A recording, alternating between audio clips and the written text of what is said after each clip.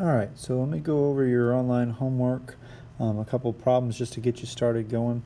So first of all, we need to try to figure out the period on this one.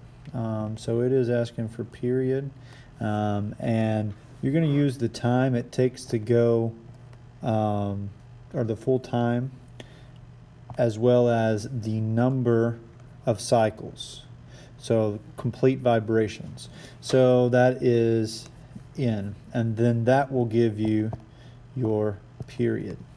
Okay, so in my case I have 9.9 divided by 5. If I do that real quick, 9.9 divided by 5 gives me 1.98 is the period of a cycle. So we would see that T then is equal to 1.98. My answer is 1. Please make sure that you're doing your problems when you do this. My numbers may be different. So now we know that period, okay? And I'm going to leave it right like that so we can see that, that period of 1.98 seconds. So now that we know that, I'm going to go ahead and put my seconds there.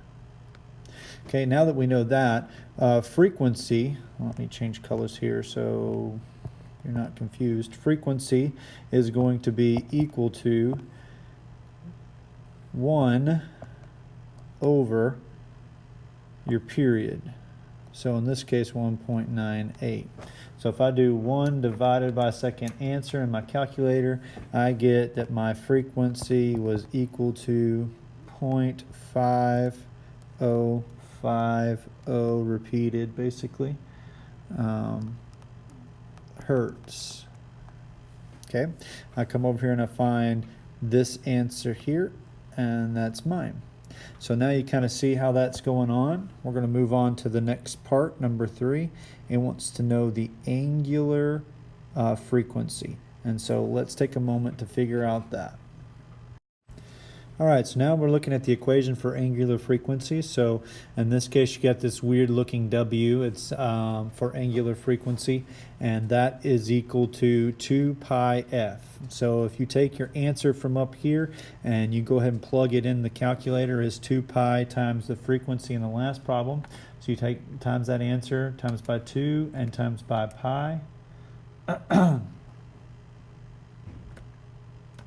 You should get an answer for the angular velocity for mine of 3.17 da da da da da. So that would give me this answer right here, and my answer is there. So that's how you kind of get through that part 3 of the first problem. Now let's move on to looking at the other problems.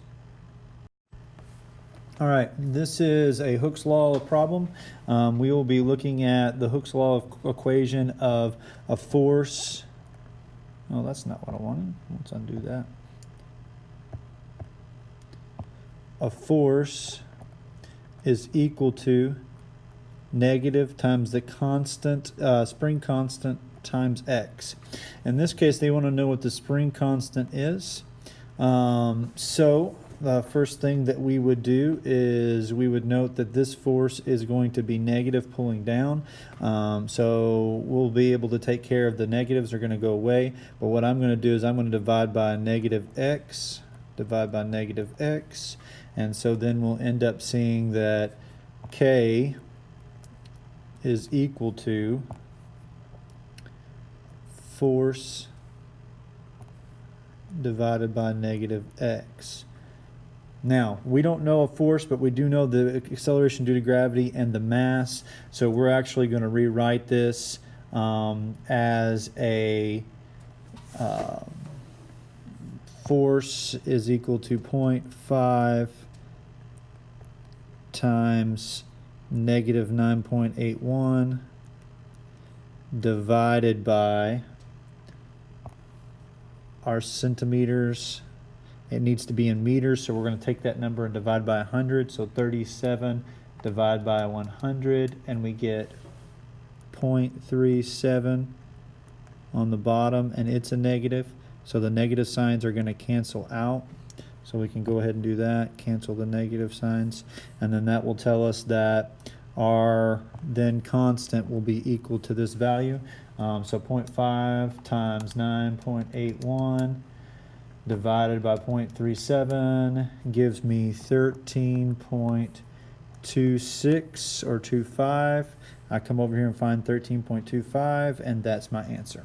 So now you'll move on to the remaining problems. You will be using for these problems, if you look at spring constant, and we're talking about spring constants here, or the force of a spring. So you'll be using that equation again for the rest of the online homework. So hopefully that helps you. If you have any questions, please ask. Your online homework is due on Thursday at midnight, as always, and I appreciate it.